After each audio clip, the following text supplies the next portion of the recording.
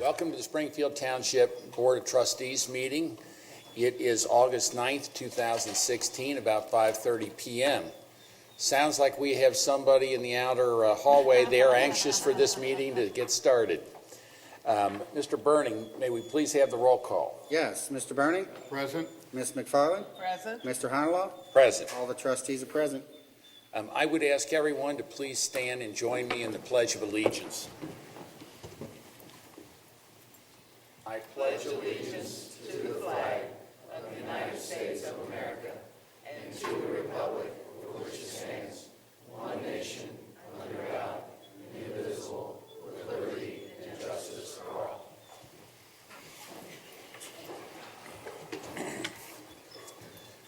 The first thing that we have this evening is a Valor Award, which we are going to be presenting. And Mr. Hennenkamp, I'm going to turn this over to you and to the chief. All right. Thanks, Mr. Hunter-Law. As you mentioned, we have a special recognition this evening to recognize two of our members of our Springfield Township Police Department. And this recognition relates to an incident that occurred back earlier in the summer on June the 3rd, early in the morning, about 1:41 a.m. The incident involved a suspect that was pulled over under the suspicion of a DUI by a Springfield Township police officer. The suspect, upon being pulled over, fled the scene and led the police officer on a rather high-speed chase through Springdale and then eventually through Forest Park. Forest Park picked up the pursuit. They pursued through down Winton Road into Springfield Township. Springfield Township police officers deployed stop sticks in the pursuit, and eventually the car came to a stop. During this whole time during the pursuit, not only was the individual fleeing, but there was also a passenger in the car who was attempting to exit the car. The car door was open for the vast majority of the pursuit. But the car finally did come to a stop at Winton and North Bend. And Chief, I'll let you take it from there and do the final part of the presentation tonight. Thank you, Mr. Hennenkamp. As the board's aware, this incident occurred again June 3rd, about 1:40 in the morning. Immediately after the termination of this motor vehicle pursuit, the suspect exited the vehicle where one gun, he either threw the gun or it fell out of the car, but it was obvious to the multiple police officers that there was a gun involved. With that then met the parameters of our policy for K-9 Paco to be deployed, which he was. He engaged the suspect, bit the suspect up in the left shoulder, at which time the suspect turned, fired 3 rounds at the officers, one of which struck Paco in the shoulder, disabling him for a very brief second. Paco went to the ground, immediately jumped back up, bit the suspect again. The officers, during this split second or two, engaged the suspect in a gun battle, which time the suspect was shot that ended this horrific event. Each year, the Springfield Township Police Department holds an annual awards program. During this program, police officers and civilian employees are recognized for their outstanding performance in their duties as members of our organization. These awards are each carefully considered by the awards committee, and each categorical award must meet established criteria. The parameters for receiving a Medal of Valor state that the Medal of Valor shall be awarded to any police officer who voluntarily distinguished him or herself by displaying extraordinary heroism and or bravery with minimal risk to innocent parties. The officer must be aware of any imminent threat to his personal safety, and the actions must be above the call of duty at the risk of the individual's personal safety. There's no question that night K-9 Paco and Officer Sheeler met those parameters, and without their actions, the lives of a number of other police officers in our community at large were at risk. So with that, Jim and Paco, on behalf of the men and women of the Springfield Township Police Department, it's both my honor and privilege to award K-9 Paco and Police Officer Jim Sheeler with the Medal of Valor.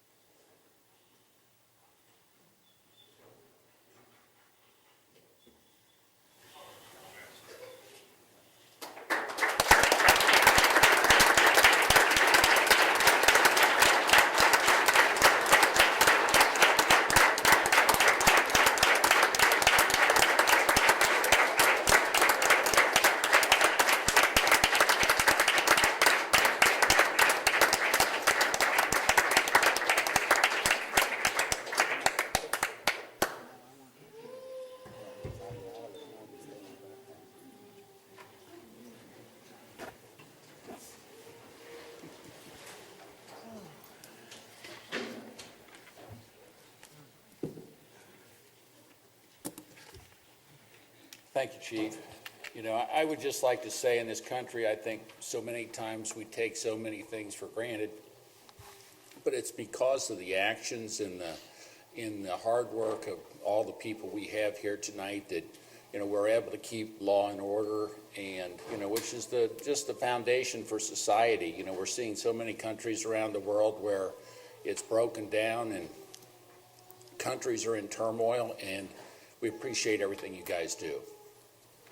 And I would just like to ditto that, because when you listen to the story, it's real clear that there were several attempts made to de-escalate the situation.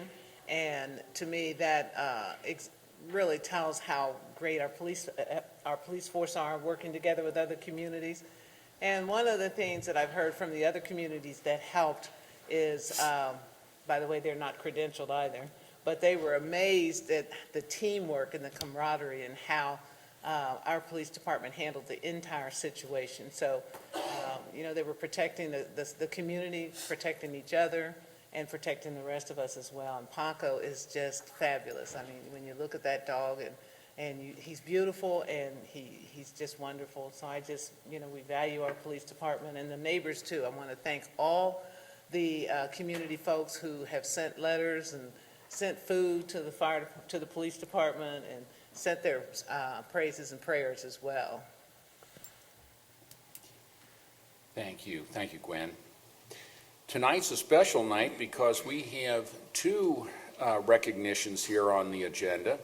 The next one we have is for the 1979 Finneytown High School Women's Swim Team AAA State Championship recognition.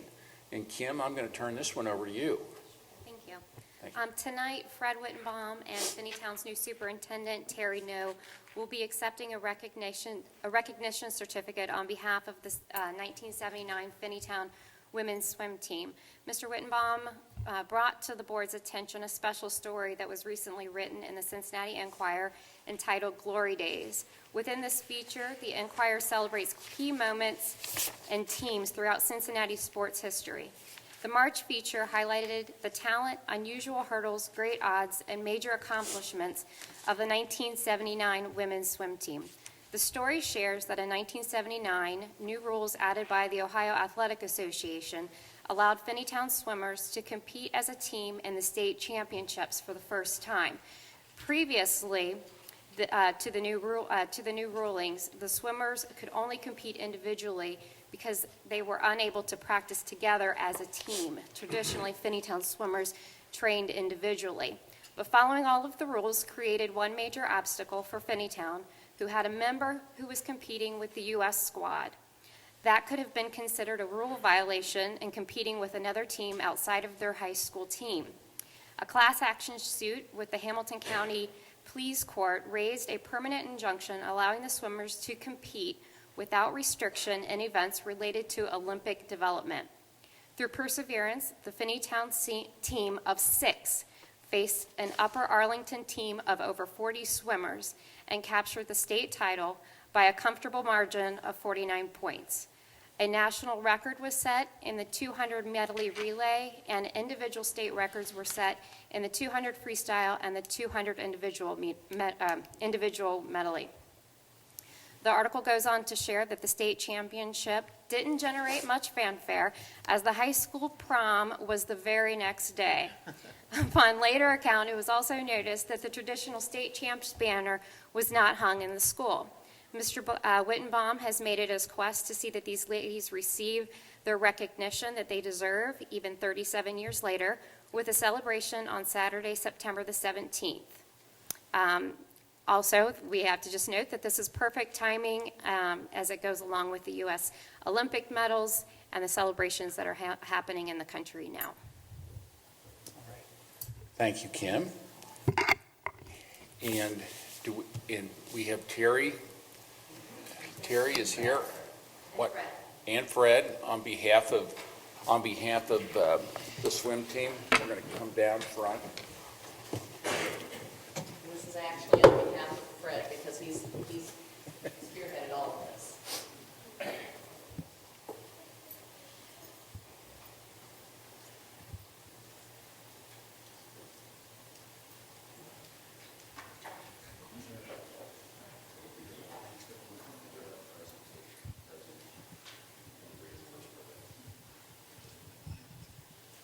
in recognition of the 1979 Finneytown High School Girls Swim Team AAA State Championships. Whereas we, the Board of Trustees of Springfield Township, Hamilton County, met today in a regular session on the 9th of August, 2016, and all of us agree that this is a great event, and therefore we won't go through all the whereas, because everyone knows how great this is and what an awesome opportunity this has been. So therefore, we resolve the Springfield Township Board of Trustees now recognizes the 1979 Finneytown High School Girls Swim Team and AAA State Champions.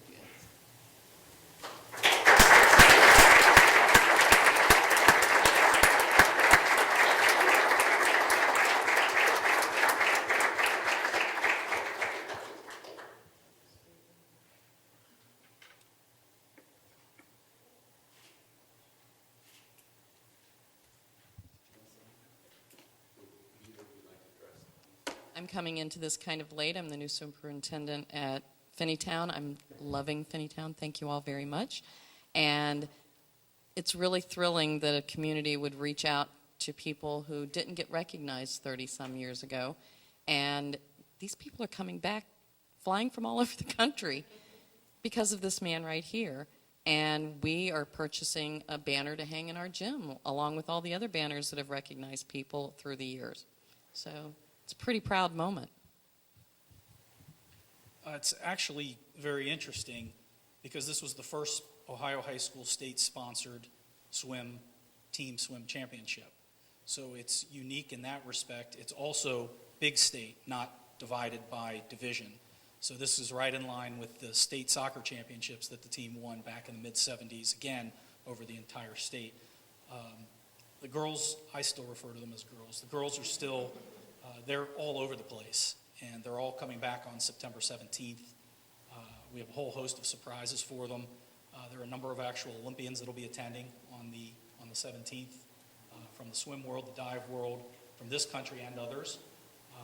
It's a very small swim community, and they all like to pay recognition to those. Finneytown is unique in the fact in 1980 we had Glenn Mills and Kim Carlisle, who were both members of the 1980 U.S. swim team from Finneytown High School. So this is going to be a neat event. I'm just the conduit. Everything is working around, but there are a whole lot of surprises in store for these girls when they get back, this being one of them, because they're not aware that this is happening. So this is going to be a real neat event for them. And thank you very much. Well, thank you.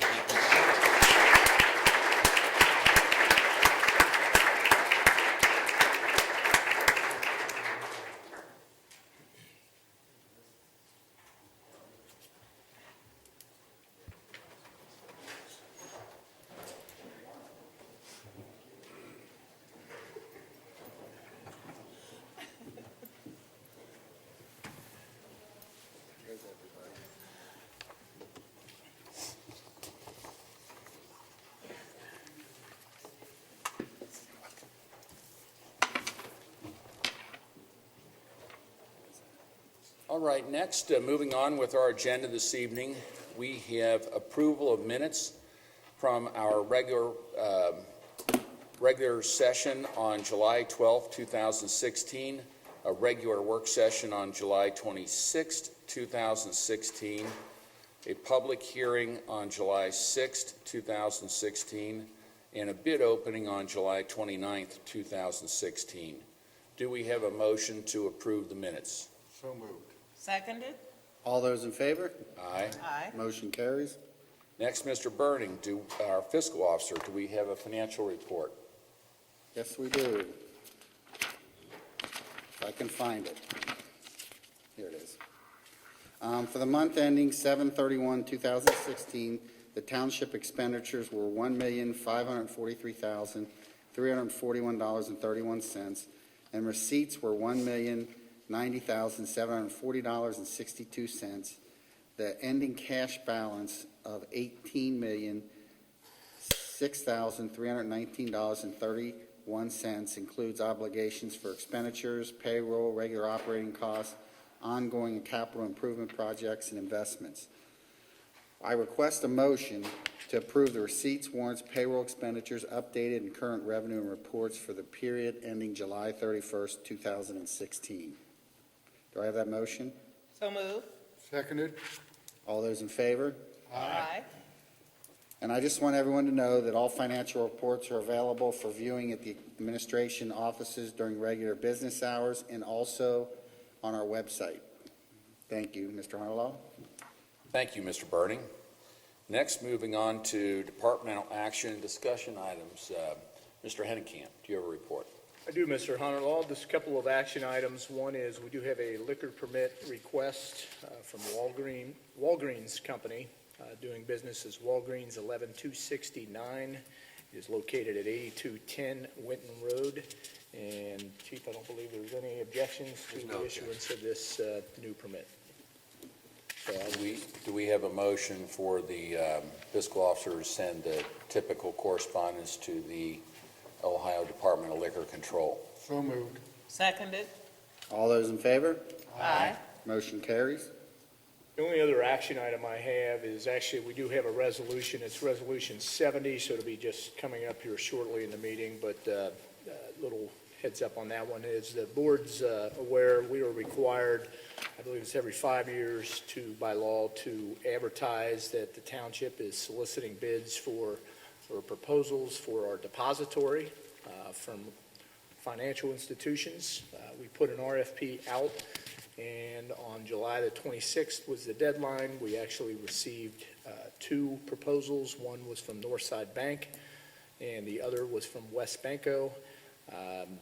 Based on the review by the fiscal officer, myself, and our finance director, we're recommending that we would retain Northside Bank as our depository, as it is most favorable to the township in terms of what fees. Basically, there are very, very few or any fees, where West Banco did have some fees. So again, actual action will be coming up just here in a little bit, as Resolution 70-216. Seems to be the police's night. Man, all the crowd left, and we've got one other big congratulations, township-wide, or department-wide, to our police department. At the end of the final weekend in July in Baltimore, Maryland, our police department received its 7th accreditation award from the Commission on Accreditation for Law Enforcement Agencies. This is a very, very prestigious award to get, a very, very difficult award. These are, how many total standards are there, Chief? 189. 189 standards that must be achieved. They're national standards that deal with all facets of the organization. It's not something that we're required to do, but it's something that, I know the board, we talked about this many, many years ago, that it was important that we achieve a higher level than what other departments in the state of Ohio do. And I believe there's only a total of 63 in the state of Ohio that have achieved this. 53. And how many nationally? Around 1,000. 1,000, I think it said. Right around 1,000. Yeah, about 1,000. So very few were able to Out of achieve how this. many departments? 35,000. So, So roughly 1 in every 35 departments. Less than is- 3%. Yeah. so, this is something we've done every 3 years now. I know it's going to be an every 4 year Since 1999. deal, and so congratulations to you, Chief, to Brian, and the rest of the team, Chris and Rick, and everybody that worked very, very hard. But it's really something that, even though these guys are responsible for putting it together, it's really something that I think the entire department has to work to achieve. So, It's organizational wide. It won't work without it. So everybody's on board with it. It doesn't, it's the 7th time through. It doesn't get any easier, but it guarantees that we're putting the best services out there that are available. And I think, Chief, sometimes maybe the public doesn't understand exactly what this is, but when there's you said 189 standards, so those are rules or guidelines by which we have to run our department, correct? Correct. What they are, there's 189 of these standards, and what those are the basis for and the foundations for each policy, each of our policies that we have. Now, we do have way more than 189. These deal with critical policies. we have to abide by these policies, and we have to prove that we abide by these policies. And we have assessors come in every 3 years from the outside that don't know us, and they go through everything we do from top to bottom. So not an easy process, but well worth it. The other thing is, it's an ability to strive for excellence, because anytime you're going out for accreditation, it changes everyone's behavior, including the community, because everyone watches everyone works together, and that's why our police are more focused on community-oriented policing. But it also, it sets gold standards, and I think when you shared the incident that we had, back with Paco, it was clear that the teaching, the professionalism that was demonstrated can be equated to our officers, how they're trained and how they adhere to the training values, and also represent the community and keeps our community safe. So it's just really, I'm just so proud of our police department. Thank you. Thank you, Chief. The only, just a couple of other updates, just to mention to the board, tis the season, late August is where we start putting together our skip applications for the upcoming year. This is actually going to be round 31, if you can believe that, of the skip process. And so Mike Gould has been working diligently. We've talked a little bit, he and I, and we're going to continue to review that. So we're hoping that probably at an upcoming, maybe our next trustee meeting, work session, we'll be ready to present some recommendations to the board regarding what skip applications we are proposing to go forward with for round 31. And the only other thing I have is the personnel update. And in the fire department, we did promote Cody Hogg, part-time EMT, to a part-time paramedic. Effective date was July 14th. In the police department, we promoted Chris Anderson. Chris was promoted to the position of detective, and the effective date of his promotion is July the 18th. Did accept the resignation of Ken Bowles. Ken was a detective. His effective date was July the 31st. And after a long process, we're happy to report that we have hired 4 new police officers. These are all filling vacancies in the department that we've had through retirements over the last several months. The first is Alex Butler as a full-time police officer, effective date July 25th. Douglas Freeman, also as a full-time police officer, same starting date of July the 25th. Thomas Mullins, full-time police officers, also July 25th, and William Yeager, full-time police officer, July the 25th. So that's all I have. Kim, I'd maybe ask you to bring us up to date with what's going on with community events and programs. Thank you. Arts Connect has wrapped up the summer concert series. They were pretty successful this year, and now we're just getting ready to go into our dinner theater series. We have one on Friday with Jackie Robinson, and then an event in September called Post Comedy Theater. Tickets are $40 for dinner and the show.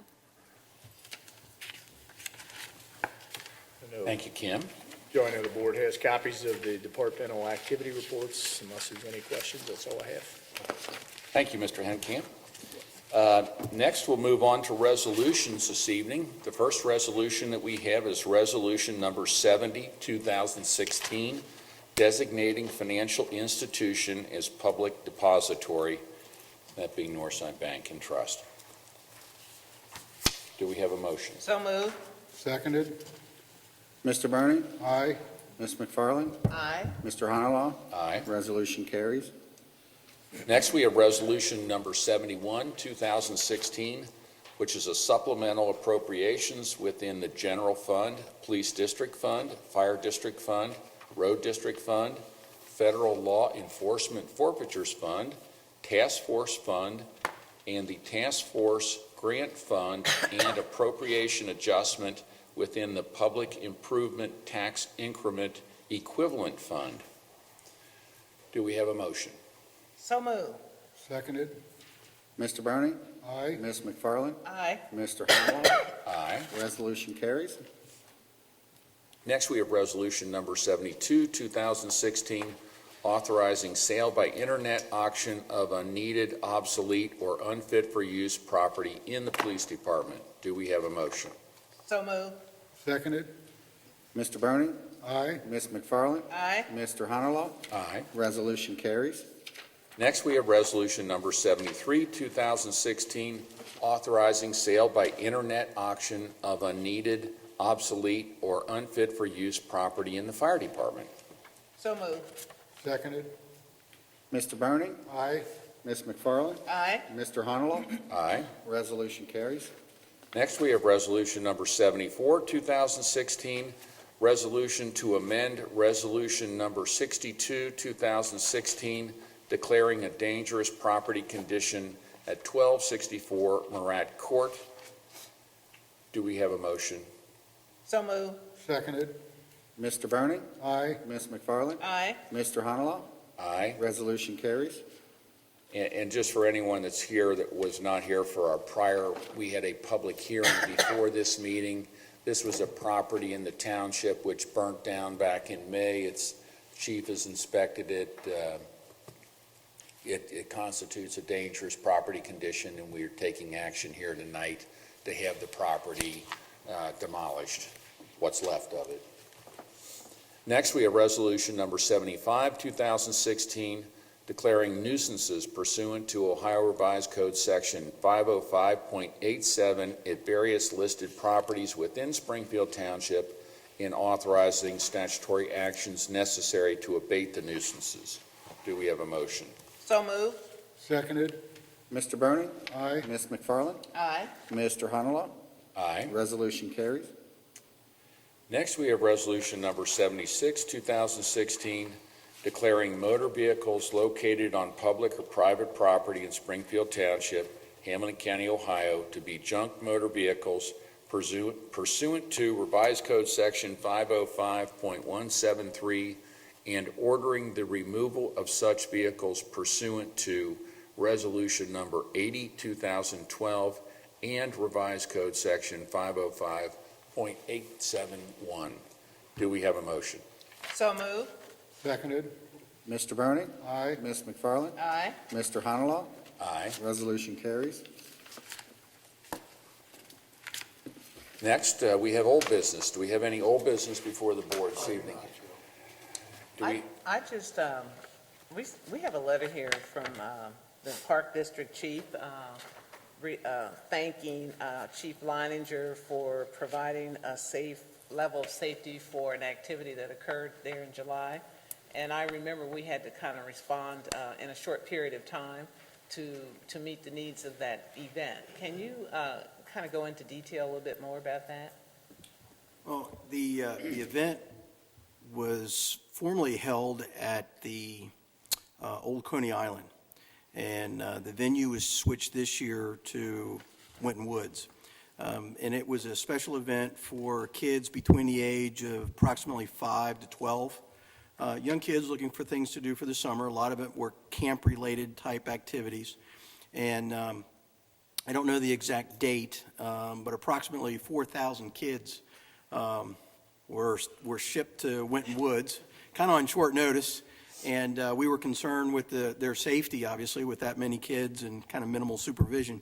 But the park rangers did a great job. We had excellent cooperation. Chief Doyle talked to me about providing some EMS personnel so in case anything would happen medically, we were there.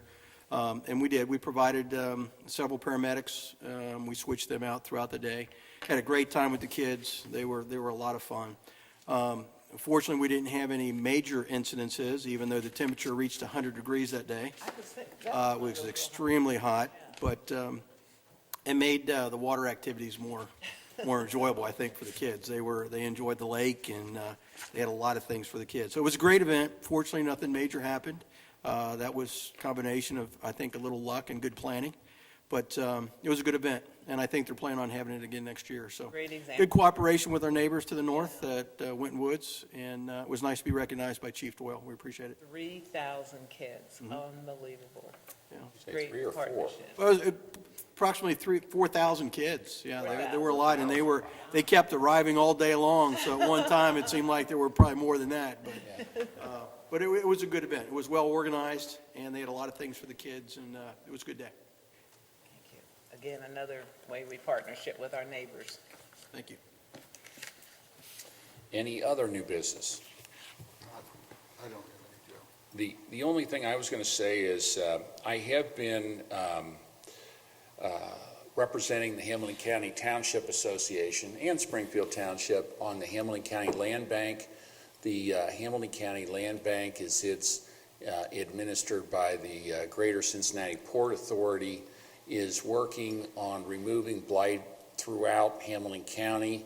There's been a number of state and federal grants which have allowed money to be used to primarily remove neglected, abandoned, blighted properties. We're going to be trying to schedule some meetings, and primarily I'd say these efforts have occurred in the city of Cincinnati and in some of the outlying communities, but probably more in the inner city than it has in the townships and suburbs.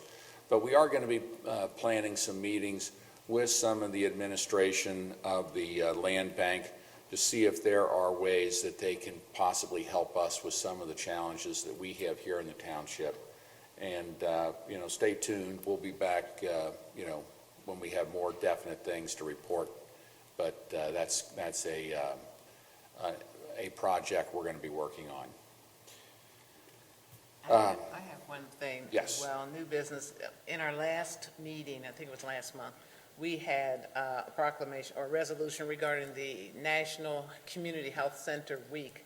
And so this is National Community Health Center Week. So I had the opportunity to go to our health center that's in Mount Healthy. And that health center provides easy access to all of the communities, Springfield Township, Mount Healthy, and et cetera. And they had a very good turnout today. That health center is going to be celebrating, its base is in Lincoln Heights, but it's going to be celebrating its 60th anniversary in 2017. So they have been pioneers in opening doors and allowing easy access to individuals who may be underserved, unemployed, to keep them healthy and their families as well. So we'll be looking forward. They want us to participate in their 60th anniversary in 2017, and I said we will, won't we? Yes. Thank you. So we're excited about that. Thank you, Gwen. Next, we're to the citizens' participation part of the meeting. Is there anyone here that would like to address the board this evening? If there is, I would ask that you come up to the podium, state your name and address for the record, so that, and ask everyone else be quiet so we can hear what the speaker has to say. Yes, ma'am.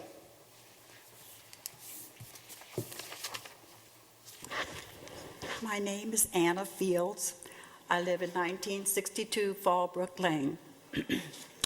I have to give you some background leading up to the concern that I want to address this evening. On July in 2010, my husband and I had a fence installed, 5 panels, 3 across the back and 2 on the side, making a 90-degree angle. The installer told me that I had a choice as to which side should face us or the neighbors. And I said, are you sure? And he said, yes. So I said, well, I'd like the nice side toward us, which he did. About 2 weeks later, I got a call from the township saying that our fence was installed the wrong way. We needed to take it down, and he did not get a permit. So I called him, and he said he would take care of it. So he did. They double-faced the fence, and he got a permit.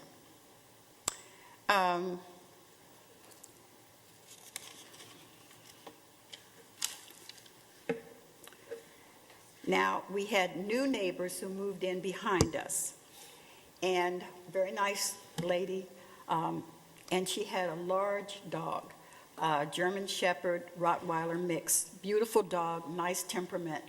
But between us, there was a chain link fence, and she wanted to make sure that her dog did not get over that fence. So she told me she was going to have a fence put up, and fine, no problem. So the day that they started to install the fence, I noticed that they were turning it the wrong way. So I went out and I addressed it, and they said, we can't get between your fence and where we want to put this fence. And then they said, well, you saw us putting these posts out here. You should have said something to us. So then, as I pursued it, they said, they laughed and said, pretend it belongs to you. So I called the township about it, and I was telling them that they were putting this fence up the wrong way. And what they had said, I think there was a new inspector that day, and he said, or someone I spoke to said, well, we can see your property. We have an aerial view of your property, and we have an aerial view of your property, and we can see where your panels are and where they're putting up their fence, and they can't put up their fence because of where your fence is. Well, my fence was not on the line. It was several inches away from the line, or at least a foot away from the line. However, I accepted that. I couldn't do anything about it. So recently, I had new neighbors move in beside me. And the gentleman and his wife, nice people, said they have a dog also, and they want to put up a fence. And I thought, well, I'm going to get ahead of this. And I called the inspector and asked him to come out to take a look at where my fence was and where he wanted to put his fence up. He had a survey done, which was fine. And this is a new inspector, and when he came out, he saw the fence behind me, and he said, well, that's up wrong. That needs to come down. That's the wrong way for that fence to be facing. And I told him what had happened previously, and I said, my question is, if my fence is not on the property line, if someone else wants to place a fence on their property, do they have the right to turn it the wrong way because they want to put it so close to my fence? And he said, no, they need to back their fence up onto their property. So, and he said, and I'm going to ask the people behind you to move their fence. They need to take it down. So he called me back and he said he had talked to the lady who owned the house behind me, and she was willing to take her fence down. Then he called me back later, a few days later, and said they can't take the fence down because they were given special permission to put their fence up that way. I have shrubbery up and so on. But I feel like I was treated unfairly because we had to make an adjustment on our fence, and none was made for the people behind me. They could have put their fence up, according to what I learned from the inspector, if they had just backed it up a little bit. Mine's not on the line. Theirs didn't have to be on the line either. So I feel like things like this kind of inconsistency causes problems where there were no problems before. Now, I'm not having any problems with my neighbors. The fence has gone up on the side. I like those people. I like the people behind me. The odd thing about this is the man who installed the fence behind me and installed the fence on the side of me is a neighbor who lives catty-cornered from me. And he has done both of these fences, and I would like to see some consistency in how fences can be installed. And one thing the inspector did say to me, we tell everyone when they get a building permit, the fence has to be turned with the smooth side out. And that's not what happened in our case.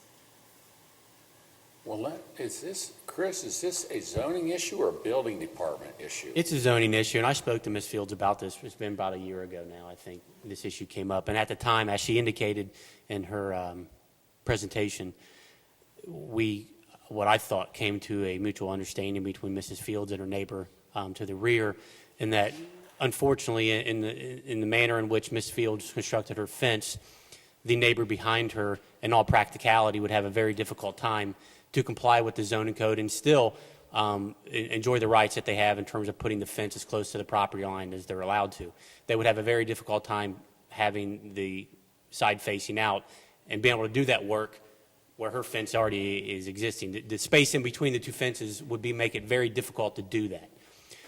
Given the fact that a good portion of the neighbor's fence behind her is not visible because of Mrs. Fields' own fence, so you can't, they're the same height, so you wouldn't be able to see it anyway. And then in addition of the landscaping that Mrs. Fields alluded to, basically, for all intents and purposes, obstructed her view of the neighbor's fence and therefore doesn't really see the undesired appearance side anyway. So when I spoke to her, I asked, do you want me to pursue this any further? And she indicated, no, I'll talk to my neighbor. It's okay, leave it alone. With my landscaping and where my fence is, it's fine. So we never pursued it any further in order to keep peace between the neighbors. And again, in all practicality, it was very difficult for the neighbor to comply anyway, given the fact of where her fence is. That's my recollection of the conversation, but, if it's something that, we want to continue to pursue, I don't. Is there a rule that fences are supposed to be constructed with a smooth side out? There absolutely is a rule. Okay. Yeah. And is this a situation where you've built a fence and somebody's trying to build a fence right up against Correct. yours? Yes. And so there's probably no way of attaching these, is it a wooden fence? Yes. 6-foot privacy And fences. so you're saying you couldn't really get in there to attach It'd be boards hard. to the. It would be difficult. And the fact that a good portion of that fence is not visible anyway because Mrs. Fields' fence actually is in front of it and she has landscaping on the other side, it was a mutual understanding between the neighbor, Mrs. Fields, and myself that we were going to let it be the way it is. And a lot of times in zoning enforcement, while that's the rule, sometimes you have to approach these things in a common sense way and how it's constructed in the field and make a common sense judgment on any particular situation. That's what was done in this case. I need to disagree. You can see their fence because my fence has scallops like this way. So you can see their fence. I did not agree. The first thing I said when I was talking to you on the phone, do I need to take my fence down? What do I need to do so they can turn it the right way? And then I was given the alternative, well, you can take it down. Well, they had already started working. They had already put those posts in. And the odd thing about this, the really odd thing, that neighbor who is the installer, his wife and my daughter went to school together, rode to Macaulay together. I thought they were friends of ours. I've had him do work for me put up gates for me. So I was dismayed that he would do this without even extending me the courtesy of talking to me about it in case he needed more room. I did not agree. I was just told that they have a permit, they cannot get between your fence and where they want to put their fence. So, Chris, you and I have a different recollection of what took place that day. Also, I might add that when I was on the phone, I don't know whether it was with you, Chris, or with someone else, somebody said to me, oh, I didn't know it was you, Anna.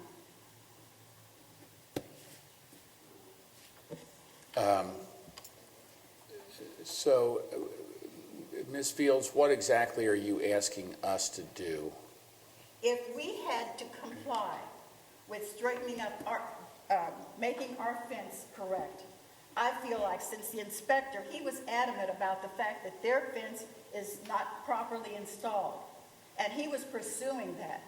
And he was told they were given special permission to do that.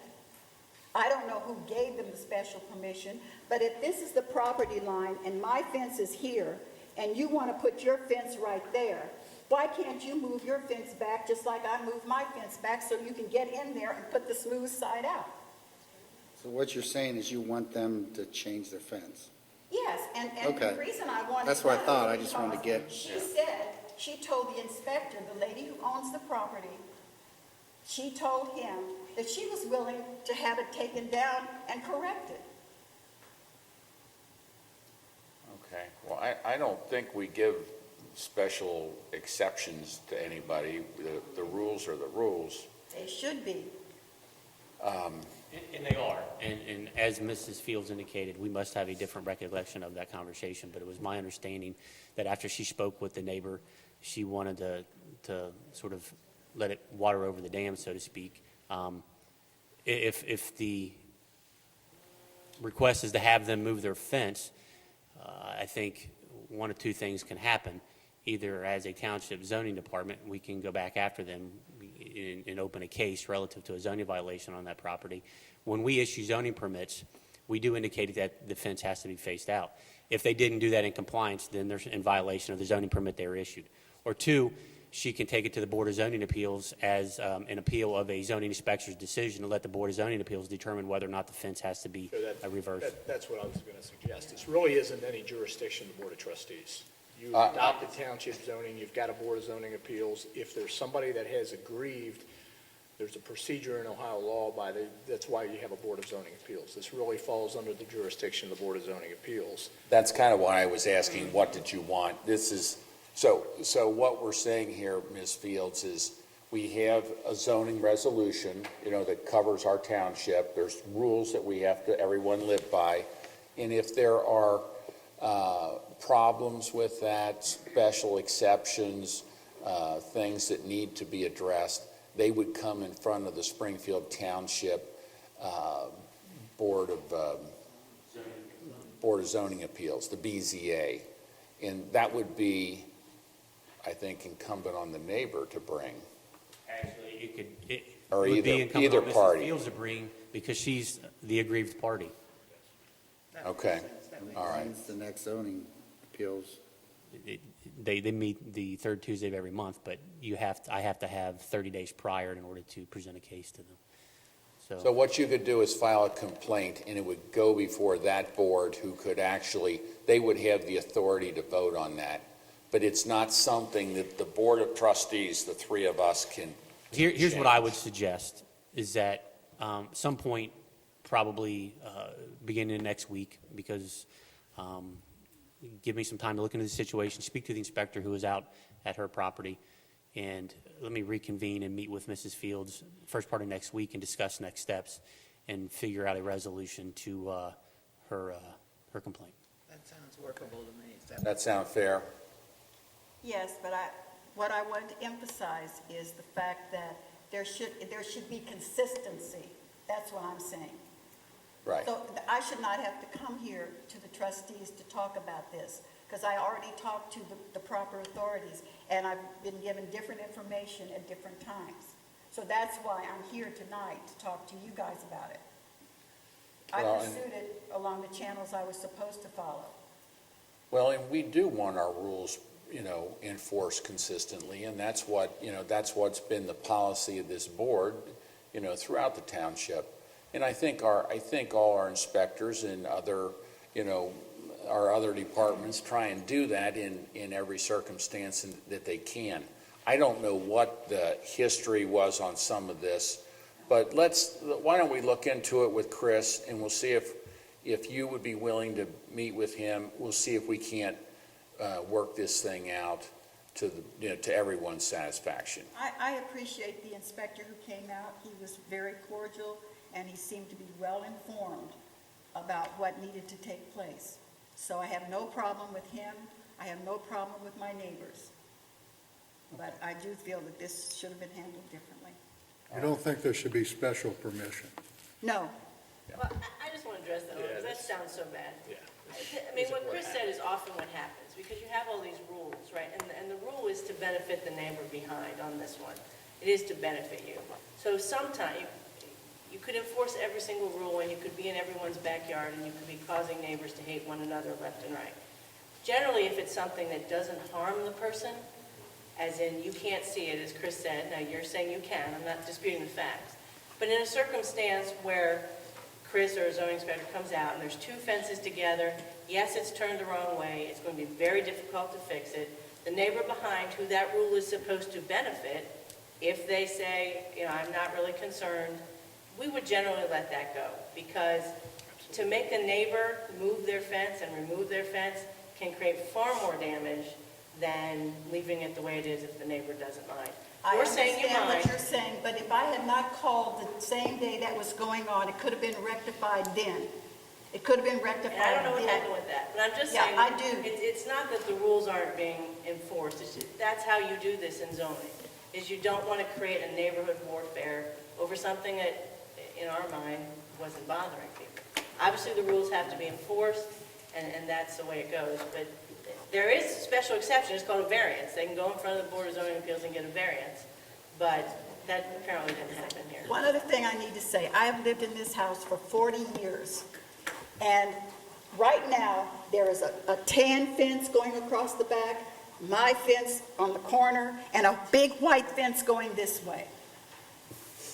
And it didn't need to be that way, but this one turned the wrong way, and then this one, and then that one. I plan to take mine down at this point so that it's a little more attractive there. Thank you. But I will meet with you because I do want a resolution to this. If I may I had this same situation occurred with a piece of rental property that I own within the city of Cincinnati. And the issue was, and it sounded like she followed protocol, she's 6 inches off the line, and the other person is on the line. Those 6 inches between the two of them give them the foot to go in between to flip it one way or another way. And it sounds like that's the problem that she's having with this, and the other party don't want to change it because of the appearance. Now, as to whether this is the rule in the township or in the county, that's a different issue. But with the city of Cincinnati, they recommend that you do 6 inches off the line, not on the line. It's not a standard rule that you can't do it on the line, but they recommend that you do 6 inches off. And I don't, he said something about my neighbor. She was willing, when the inspector talked to her, she was willing to turn her fence, have it taken down. The inspector also said he was going to tell them how to flip it, so they could just flip it around. So, anyway, thank you for your time. Thank you. Thank Thank you, Mrs. Field. Is there anyone else that would like to address the board this evening?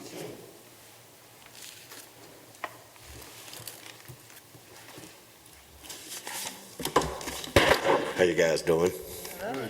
First of all, you need to get a taller chair, because I cannot get up out of those chairs. Taller chair. But what I'm here for, I wanted to come to the meeting last time, but I had death in the family. Sir, will you, for the record, would you give your Oh, I'm sorry. address? Joe Rivers, Thanks, Joe. 26th Blue Hill Drive, Vice President of SHAG. First of all, I want to retract what I said 2 meetings ago about the Springfield Township Police Department. I said some things that was wrong because I got wrong information. So I want to retract that, and I want to apologize to the chief and his police department. And what we've been doing out in Seven Hills has been a great big improvement out there with the help of Mike and Kim, Cindy. You know, we've been really getting the place cleaned up out there, and then we know we had our meeting and everybody noticing the improvement of Seven Hills, okay? This Saturday, we got our neighborhood cleanup that we do every month. We go through the neighborhood and clean trash up and stuff like that. On the 20th, we're having our book bag giveaway to the kids, big cookout in Old Frost property. And what I decided to do, since, you know, you can't make people clean up, you know, you got to pick up behind them, you know, because my problem, my pet peeve is the trash out there. And so what we're going to do, we got funds generated. We're going to get kids every Saturday, and we're going to get selected streets. We're going to just go through them every weekend, clean them, you know, at the shags at their cost, you know. So we just pay them a few dollars, you know, some, 13, 14-year-old kids. Another problem that we have is the commercial businesses out there that they don't seem to care about their property, you know. I went and talked to them and asked them, could they clean up the place, pick the paper up and the trash and the bottles and the cans, and they more or less thumb their nose up at me. And I goes by there every morning when I get off work, and it just looks terrible. So now we got the problem with the businesses not cleaning up their shops and not cleaning up the stores. I can handle the trash and stuff in the neighborhood. Other than that, when we got people cutting their grass. We got a lot of the junk that be in front of the apartments and the houses cleaned up. Now, the biggest problem we got in Seven Hills now is the trash, but I think I got a remedy for that. We just need to, when you come up on Hamilton Avenue, if you look at the Sunoco, if you look at Riley's, if you look at the strip mall in there, if you look at Little Caesars, just paper everywhere. They does not come out and pick their trash up. If we can just get some cooperation out of the businesses up there to get their paper and trash picked up, it really would make the neighborhood look a lot better. We got a lot next to Little Caesars. We're converting that into like a little sit-down park area. I talked to Chris about it. We're working on that now, and we're going to, with some funds generated from one of the property owners and other funds that we're trying to get, we're going to plant flowers and trees. We're going to put a gateway sign up, with Springfield Township, Seven Hills or whatever we decide it's going to say. And have some park benches in there. People cutting through or they want to sit down and take a little break, have a nice little park for them to do that in. But other than that, everybody's been fine. Everybody's been treating us good. Got cooperation out of everybody, and I'm glad of that. And like I say again, I retract what I said, Chief. I just got some wrong information, and you guys do a great job. Okay. Thank you, Mr. Rivers. All right. Is there anyone else who would like to address the board this evening?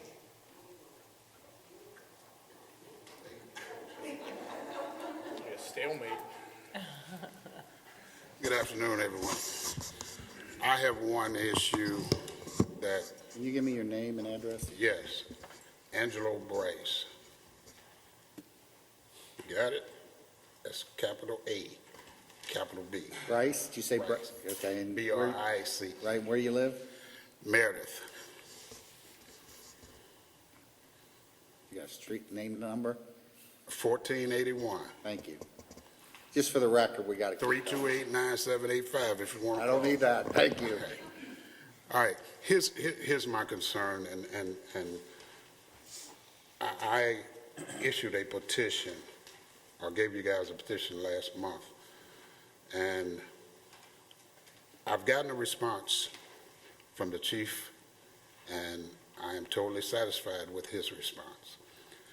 There was another issue involving the properties, and I heard Joe mention something about properties being a nuisance, and that's fine. But the question came to me, does nuisance property include the apartments down below Meredith, even though that they are part of the condominium association? Does that fall under the jurisdiction of the Springfield Township Association? Do you have authority over the condominium association for nuisance properties? Well, we would have authority over them under, if you hear me at every meeting talk about Ohio Revised Code 505 point, I think it's 87, where we're declaring nuisances. Those are typically for high weeds, noxious weeds, different things where we're going in and cleaning up properties. we would have authority, that's over any land in the state of Ohio. I think what you're getting at more is our property maintenance code. That's the issue that came to me, the maintenance of these properties that are owned by different landlords in that facility, in that apartment complex. And it appears that the condominium association is not doing what they're supposed to do with those tenants or those owners of that facility. So therefore, the people that are living there, that are taking care of their property, they're concerned because these homes that are around their homes are beginning to bring the value of their homes down. And then some of them are absolutely have been neglected to the point where they're going to need some extensive repair. I've looked at some of them from the outside, and I see, frankly, what the person or people are talking about.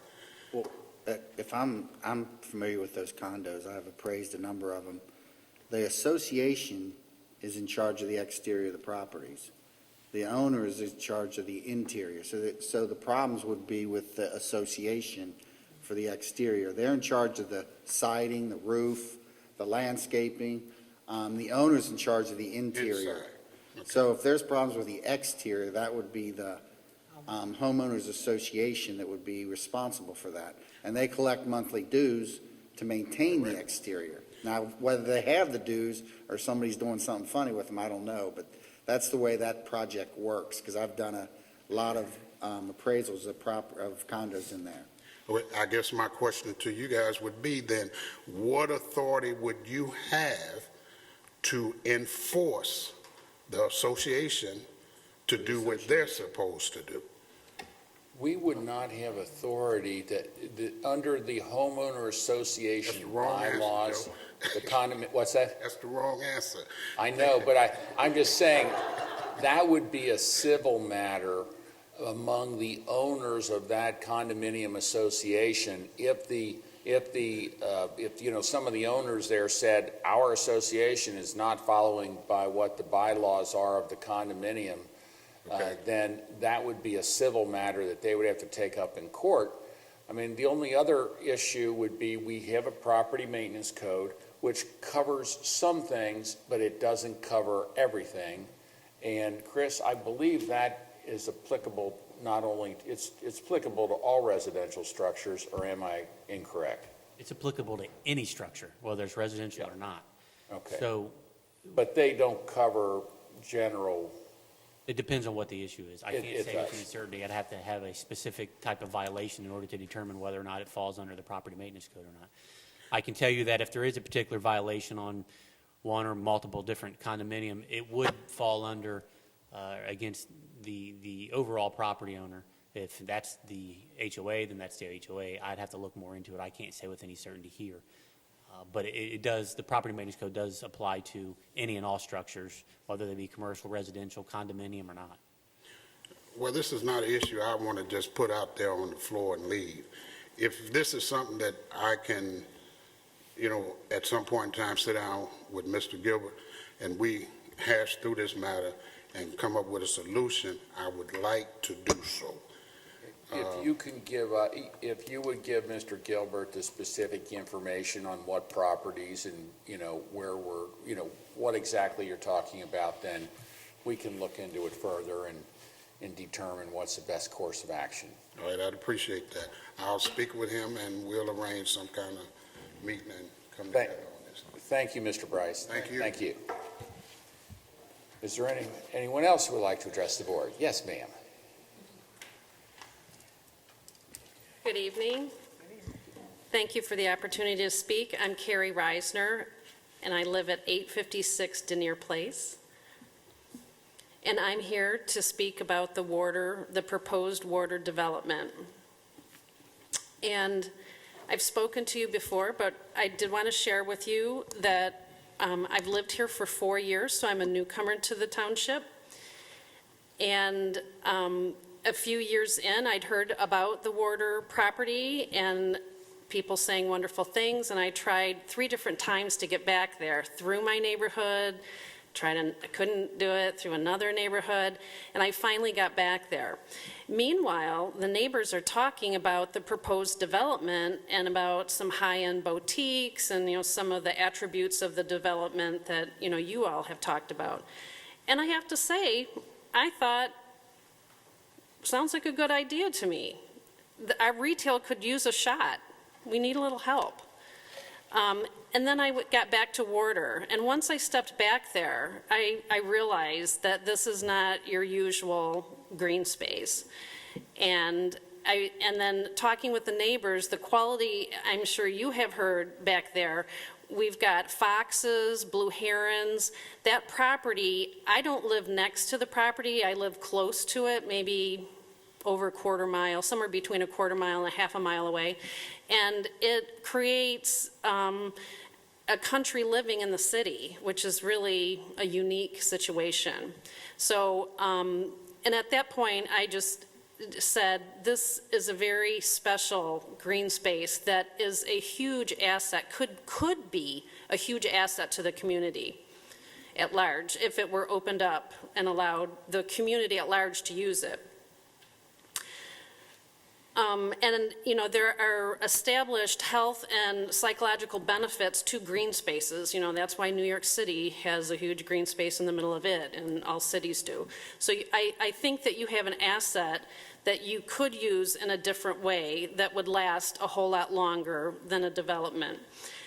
But when I started talking more about and learning more about why does the township feel the need to go in and bulldoze it and pave it and put up housing, and it's not a secret. You're trying to build your tax base, and my understanding is that it's the roads that really are the one area that needs money, that's really in a dire situation, correct? It's certainly one of our major capital expenditures, yes. Okay. And so when I purchased my home 4 years ago, our tax rate here in Finneytown is very, very high. It's a lot higher. I hope to do a little research for you, compare it to some local areas, and bring some numbers to you. Right now, I've got a lot of professional and some personal issues going on right now, but there will be another month that I'll be back with some numbers. But it's no secret that the one thing that's driving a really high tax rate in the Finneytown area is the school district. And I recently, about a month ago, and so I'm running off my memory here, but I did get on the state website. It's the report card. Have any of you accessed that website? And what it does is it looks at the performance of the schools, and it also looks at the tax expenditure. And according to the website, it did show that the performance here in Finneytown, unfortunately, is not good. Some of the schools got D's. I'm not sure if one got an F, but it was down at the bottom. And the expenditure was up around the 11th percentile, so up around the top 10%. And this is what is driving property values down in Finneytown, is an expensive school system that is not functioning where it used to and where it should for the money. So the bang you're getting for your buck is not good right now.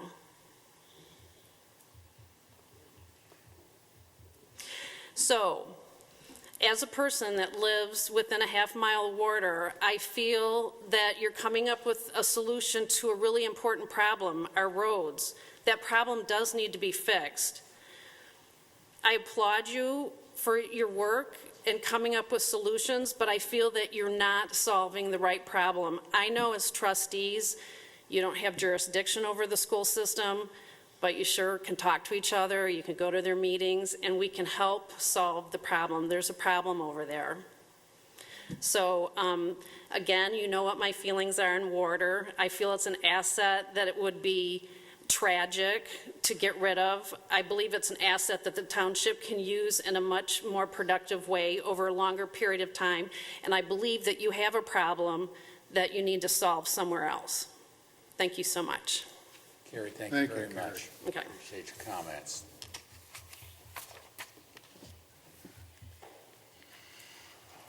Good evening. Yes. My name's Kim Klomp. I live on Bryn Mawr, 6924. So my concern is regarding the signage at Whitaker and at North Bend Road, the signage for the mixed-use development, which was posted mid-May of this year. So my concern is that at the time, I attended the zoning board meeting. That was May 31st, when they decided to take it from a residential zoning to a mixed development zoning. So when the signage was posted, the zoning was still for residential, correct? Is that right? Okay. So is that false advertisement for Springfield Township to put signage up regarding mixed-use development when it was still zoned for residential development? And my second question is that when the zoning board decided to recommend rezoning from residential to mixed development, and I came to that meeting as well, and I think I spoke again, that was taken under consideration and everybody agreed, but the signage still was false. It's false advertisement. How can you say that this area is for mixed-use development when it was zoned for residential development at the time of the posting? Well, ma'am, the township had undertaken the process of rezoning that property. This is something that we've been talking about for years. It was something that was well in the process when I believe the St. Francis group put up the signs. Obviously, you can put up a sign and say you can say anything you want. Obviously, it can't be a mixed-use development until that zoning has actually gone into place, which it has. Mm-hmm. So After the fact. it did, yeah. Chris, I don't know if you got something. It's pretty commonplace for developers to place signs up prior to the zoning being in place, just to start to garner interest on the property. A lot of times the signs say possible development potential or mixed-use potential or things of that nature, meaning that oftentimes there are properties that are zoned residential and they put up a sign saying possible commercial opportunity and wait for that individual to then buy the property and go through the rezoning process themselves. So this is pretty commonplace. It's an industry standard to put up the sign as soon as possible prior to the zoning change with anticipation of a zoning either being imminent or waiting for an individual to take it to the zoning process once it's under contract. So this is something that happens all the time, not just in this case, but I think throughout the nation, frankly, as it relates to development. I've seen the signs, and I don't know if it said potential or. It does not. But It says mixed-use development. The developer was trying, as Chris said, trying to say, it's out here, there's a potential for. We also had the neighborhood plan that said the mixed use, so we had, the planning to do that. We're in the So- process of changing the zoning. If the zoning hadn't been changed, obviously, they would have taken the signs down. I can tell you that all of the prospective calls that St. Francis Groups has received, they've informed them that it's not zoned for that. And that's the same thing that St. Francis Group knew when they entered into the development agreement to be the preferred development. They knew it had to be rezoned. So any of the calls that were taken, they're telling people that this is the process that the township is going through. This is what we're pursuing. There's going to be a time. It's not a guarantee that that will be done, but It just seems like, at the last meeting, somebody used the word transparency, and it doesn't seem like that's what's happening here. I live 200 feet from the property, and I was not notified that all of these things were going on. And you claim that you had these focus groups, but nobody in my neighborhood were invited or notified, or we had no idea this was going on. And so I have mentioned before at previous meetings that I would like to have a voice in what is happening on this property. And it's just still not happening. So how can I get involved to be part of that process? How can this community that's going to be directly affected by this development, if it happens, how can we have a voice? I want you to tell me how I can be involved. Well, just so you know, the zoning was just changed, Yes, I was there. okay? Yes. But, I mean, it's officially changed now, and now the developer, instead of saying we're trying to change the zoning, can say, we do have the PUD, and the zoning has been changed. We still, you know everything I know about what may or may not go there. So you want us to tell you in advance I want what's to going be to part happen. of the process. And we're aware, and there's a number of people that want to be part of that. First of all, we have to have people, the developer comes to us and says, hey, so-and-so is interested in possibly putting whatever in this particular place, and at that point, we'll include people to, and honestly, at the end of the day, the board will have to make the decision on what to do or not do. But Yeah, that's what's we have scary. listened to Warder people for almost a year now. So for you to get up there and say we're not being transparent, the first time we heard from them was last December. That's not been a year. Okay, I That's said not a year. almost, I It's- said almost a year. Okay, My point that's is, not you almost. say it's not transparent. We have talked to them and again in several different meetings as well as here. Mhm. So I don't know how more transparent we can be. I don't know anything about that development that you don't know about it today. I would just like to make a comment. Kim, you have been involved in the process. You're involved in the process now. You've been involved in it because you've been very vocal, expressing your concerns. And so I would like to, I see you already involved. And you, and as well as all of the neighbors in that community, are involved. There have been multiple meetings. If you've been able to make and attend those, you are involved. If you haven't, the communication system seems to be very open and transparent from that community. And I see you as being involved, not that you have not. So the door has always been open.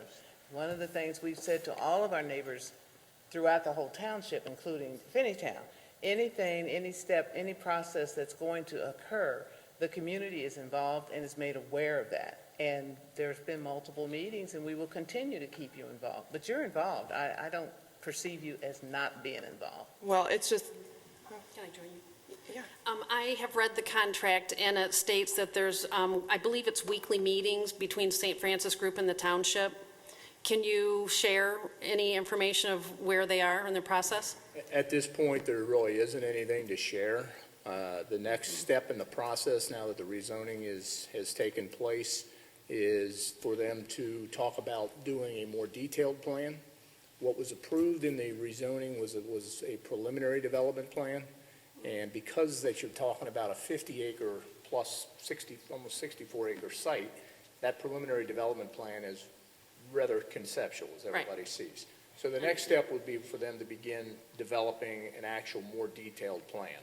Before anything can happen, that has to go back through a process similar to the rezoning. It's not a rezoning, but it's the approval of a preliminary or a final development plan. That Through- final development plan could be, Through the zoning commission? yes, Okay. and that could be as few as 1-2 acres or the whole site. Typically, when you have a big site like that, the whole thing's not going to come in for final development plan approval. You're going to see it come in phases when they actually have something. So when you say you want to be a part of the process, there really isn't a public process to go through at this point. But those are public meetings. They will be advertised as such. Typically, what happens a lot of times, the townships, a big part of the site is being retained as green space. Right. So that's going to most likely retain in township ownership. And if the township decides to build some type of recreation or some type of park, then obviously there's going to be a lot of community meetings in the redesign. That will be the township's responsibility, not the developer's responsibility. So based on weekly progress report conversations between the township and St. Francis Group, what can you share with us? There really hasn't been anything until the rezoning became official. Okay, thank you. so, The developer isn't going to really do a whole lot until he knows the zoning is actually in place. Well, here's my concern is that you talk about this green space, and I don't know if you guys are familiar with that area, but I walk that area every single day. And I have been back and swung on the vines and all that stuff. Back where they're going to keep the green space is pretty much not developable. You can't develop it. It's like a water creek that comes through this ravine. That's their green space. You can't use it as a person unless you want to hike back there. But it pretty much is just, this ravine that goes down into this area with the creek. And that's their green space. Well, that's not true. That is a portion of the green space. That's not sizable. There's almost 30 acres of green. There's almost 30. And so where they're proposing to develop it is I'm 5 houses to the end of the street. So as a resident of Springfield Township, I don't want to look at a building. I don't want to look at garbage cans. I don't want to have lights into my windows because it's an apartment complex or whatever the proposal If it was is. developed as it was zoned, you could be looking at all of those things as of right. So the existing zoning allowed the continuation of basically your neighborhood to be built. None of your streets are cul-de-sac because every one of them were intended to continue through. So the neighborhood that you're in, where you would have been looking at another house and many, many other houses, close to possibly 200, 300 houses, could have been built as of right. Yeah, I This understand. plan is actually doing most of what you're asking it to do. I would say just reserve your judgment until the plan is actually presented. It's entirely possible that there won't be a market for this particular development. I mean, we've said that all along. I think the board has said that the developer has about another year under contract. I don't think this board's going to approve many of the things that the folks are afraid of. If it's not a development that's going to move the township forward, I don't think the developer has any interest. That's my concern. I want to be able to trust the trustees of Springfield Township. I do. But I think that's why I want to be so vocal. And so, I mean, I'm going to always look at the worst case scenario because that's just my personality. But there are so many beautiful trees back there that are humongous trees, and they're recycling the air, and they're so good for our environment. And I just see them bulldozing them down. And they're not going to bulldoze that's the there's asset groves that's the asset of the property. Every developer that's looked at it has been interested in the site because of the natural assets that are on the property. That's what they want to preserve. That's what's going to make it a desirable place to live. I think most folks seem to think this is going to be all retail or a lot of retail. There is going to be very, very little retail on the site. What else is it going to be? Residential? It's going to be primarily residential. It's going to be park and open space, and it's probably going to be some That's retail not what the and possibly concept. some office. That's not the concept. The residential is a little tiny, like a fourth of.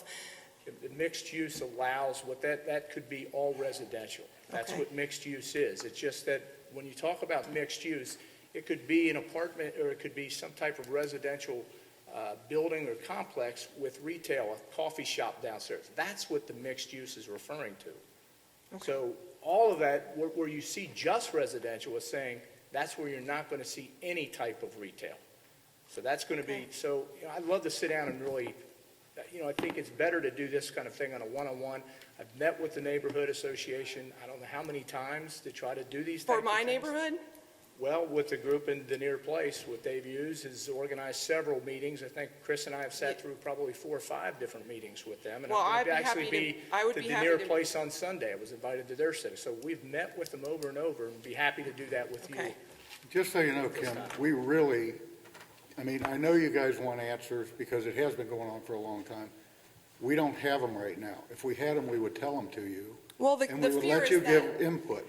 the fear is basically that we didn't know all of this planning was going on to be in the first place. So I guess you're seeing that reaction personally out of me because I'm invested in my home and I'm making significant changes so that I can plan if I need to find somewhere else to live. I've heard some of the crazy rumors about what's going to happen there, so believe me. I had a number of people come up to me and say, are you going to do this? I'm like, where did you get that? So there's a million rumors out there, so stay in the process.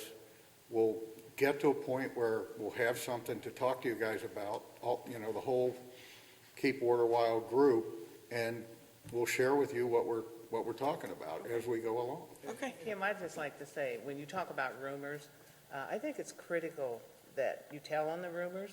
So when you hear those, quote, rumors or something that is upsetting to you and you don't know if it's factual or real, call the township. Don't wait until we have a meeting, because we only meet once a month, okay? Well, I'm Call not the hearing township. rumors. I've been Call the coming. township and ask to speak with Mike or Chris.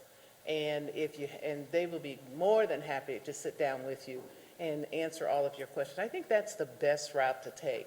I've always said, when you hear rumors, tell on it, and then it It's not goes the, away. that's not the Kim, let me case. just say this, I'd be happy to meet with you on Okay. a regular basis to bring you Okay. up to date on what it is. There's not a lot to report right now because the zoning just became effective on Friday. Okay. And so the developer, we haven't been meeting with the developer because there hasn't really been anything for them to meet until, they're not going to spend time until they know it's finished, and it's, Okay. so that's Thank you. kind of where we are at this Thank point. you. So we'd be happy to meet on a regular basis. But doesn't the PUD say high density up to 300 residents back there? Isn't that on the PUD? The PUD allows for a very mixture of different uses, yes. Okay, I thought it Preserving the specified open space. high-density residents. But, okay, thanks. Okay. Thank you. Thank you. Is there anyone else who would like to address the board this evening? It appears that there is not. Do we have a motion to adjourn this meeting? So move. Seconded? All those in favor? Aye. Thank you, everyone, for coming. We appreciate it.